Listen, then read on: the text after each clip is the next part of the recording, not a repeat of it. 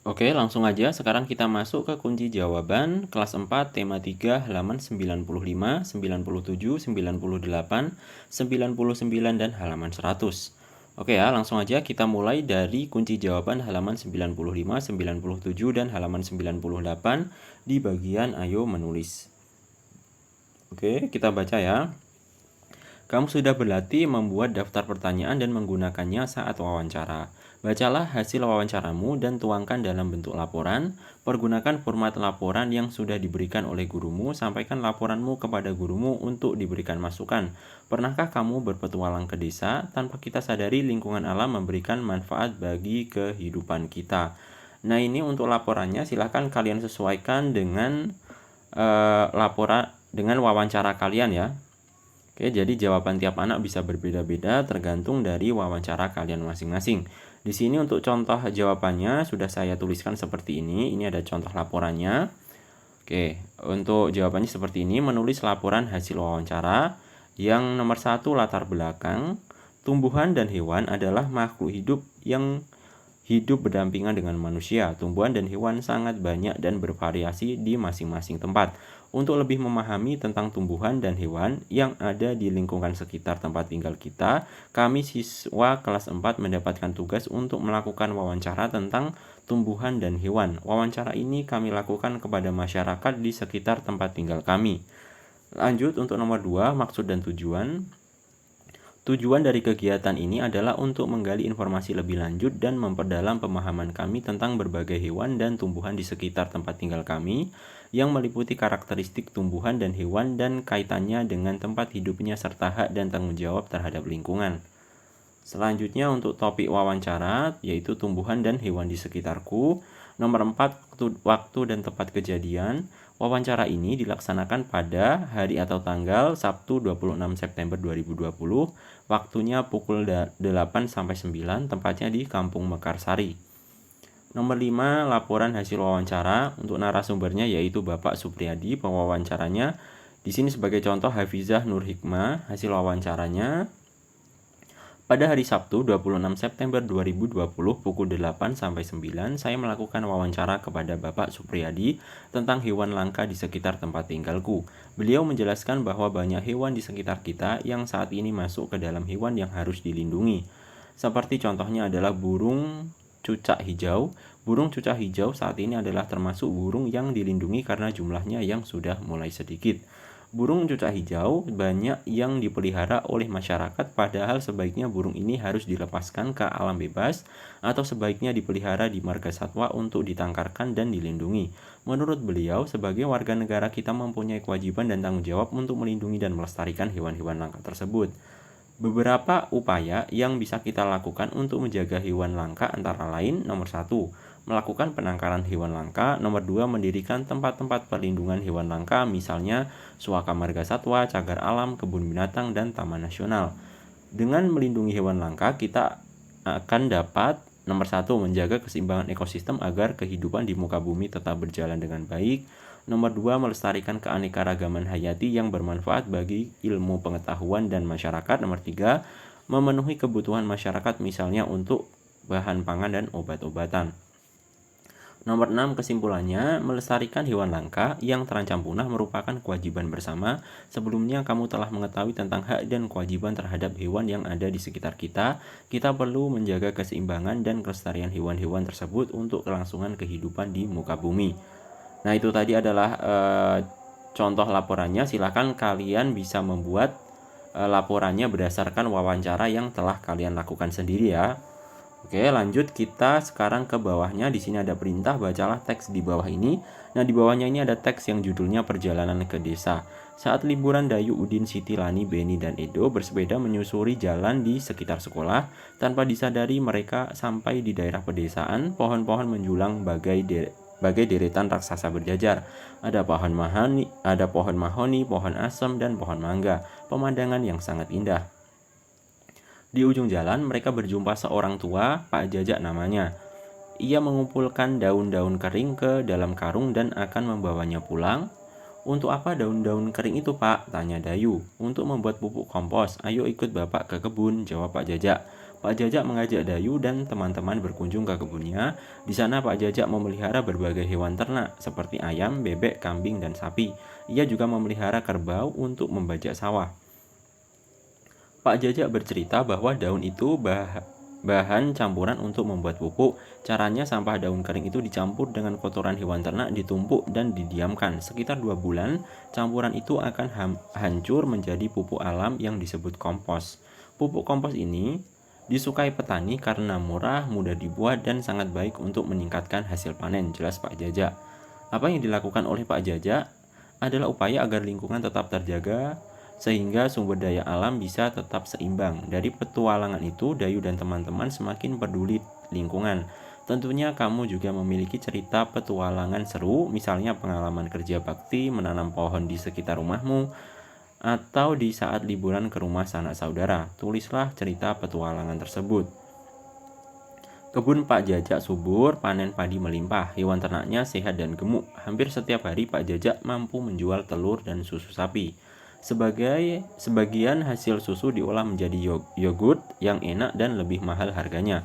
Semua keberhasilan itu adalah hasil kerja keras Pak Jajak merawat tumbuhan dan ternaknya. Nah ini di bawahnya ini ada perintah. Ayo amati gambar berikut, berilah tanda centang pada gambar yang menunjukkan tanaman dan hewan yang terawat. Nah ini silahkan kalian bisa centang seperti yang ada di layar kalian saat ini ya. Oke, silahkan kalian amati di layar kalian saat ini yang mana yang sudah dicentang. Dan silahkan kalian bisa meniru jawaban yang ada di layar saat ini. Oke ya. Ini. Selanjutnya. Dan yang terakhir ini. Oke ya, silahkan kalian tiru jawaban tersebut dan silahkan kalian centang di bagian yang disediakan di buku kalian masing-masing. Oke, selanjutnya kita ke bawahnya. Dari gambar di atas, menurutmu bagaimanakah ciri-ciri tumbuhan dan hewan yang terawat dan tidak terawat? Nah, di sini jawabannya sudah saya sediakan. Silahkan bisa kalian salin di lembar jawab kalian. Ciri-ciri tumbuhan yang terawat yaitu tumbuhan yang terawat umumnya memiliki daun yang berwarna hijau, bebas dari hama atau gulma, daunnya tidak berlubang akibat dimakan hama, sementara tumbuhan yang tidak terawat, batang dan daunnya layu, berwarna kekuningan atau coklat akibat layu, juga dipenuhi oleh banyak hama dan tidak subur pertumbuhannya. Oke, selanjutnya. Ciri-ciri hewan yang terawat. Hewan yang terawat bulunya bersih, memiliki tubuh yang bugar, bergerak lincah dan jarang sakit. Sedangkan pada hewan yang tidak terawat, malas bergerak, baunya tidak sedap, banyak kutu dan bulunya kotor. Oke, itu adalah jawabannya. Silahkan bisa kalian tulis dulu di lembar jawab kalian masing-masing. Oke, lanjut sekarang kita ke bawahnya. Bagaimana sikapmu jika menemukan tumbuhan dan hewan yang tidak terawat? Untuk jawabannya yaitu, sikap saya jika menemukan tumbuhan dan hewan yang tidak terawat adalah terhadap hewan, saya akan merawatnya dengan baik, memberi makan minum, memberinya tempat atau kandang yang layak. Terhadap tumbuhan, merawat tumbuhan tersebut dengan baik, memberi tumbuhan tersebut pupuk, menyiram tumbuhan atau tanaman tersebut setiap hari, menjaga dari serangan hama atau serangga pengganggu. Nah itu silahkan bisa kalian tulis dulu di lembar jawab kalian. Oke ya, sekarang kita lanjutkan lagi masuk ke halaman berikutnya, yaitu kunci jawaban halaman 98 di bagian ayo berdiskusi.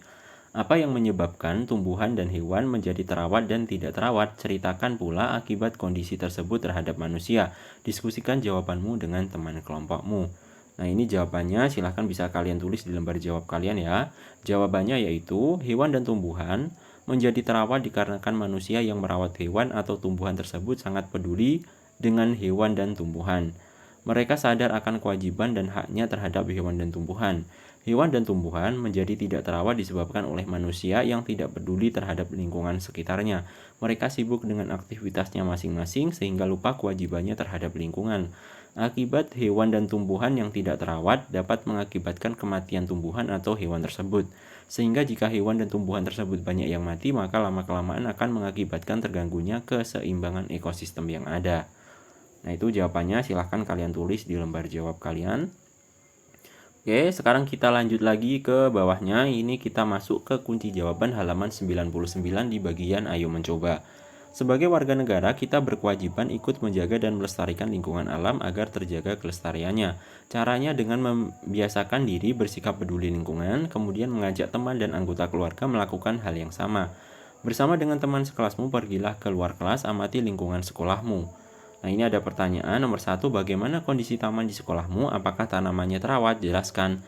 Nah, ini untuk jawabannya silahkan kalian sesuaikan dengan kondisi tanaman yang ada di sekolah kalian masing-masing. Jadi jawaban tiap anak bisa berbeda-beda ya. Di sini untuk contoh jawabannya saya tuliskan seperti ini.